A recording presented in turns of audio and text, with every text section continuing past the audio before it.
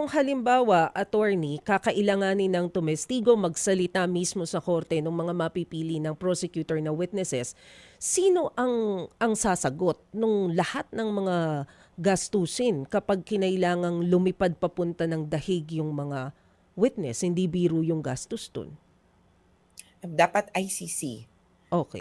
Meron silang trust fund para dito, para sa mga biktima, meron din silang unit para sa proteksyon ng mga victims at witnesses. Pero, meron siyempre din konting role ang mga member state ng ICC. Una, sa kanila galing ang trust fund, sa kanilang mga donasyon. At pangalawa, hindi naman sila kasi detenido, hindi naman puwedeng nakakulong 'yan sa ICC detention facility. Mhm. Yun lang naman yung lugar ng ICC doon. So, makikiusap 'yan sa Dutch, government na puwede bang mai-house muna namin ito sa ganito o ganyan. O kaya posibleng sa ibang lugar. Puwede bang dito muna 'yan sa ganitong bansa, sa mga karating na bansa. Diyan muna 'yan, saka ihaharap sa hearing. Mm. I-note ko lang na baka kasi ang iniisip ng lahat 'di ba yung sa US pala ito, eh, yung parang papalitan ka ng pangalan, Yes. papalitan na yung buong identity mo.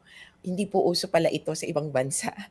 Hanggang US lang yung kumbaga witness protection na talagang, pangkalahatang pagkatao mo ang iibahin. Mm. Hindi, hindi common ang ganitong witness, protection sa ICC.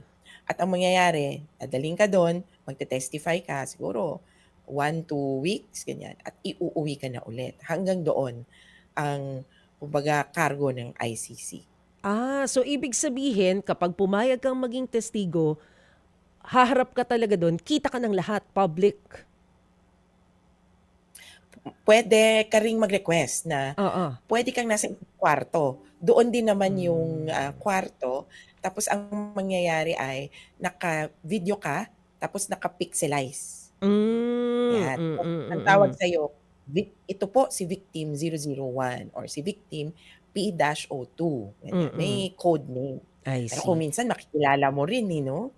Makikita din. Okey.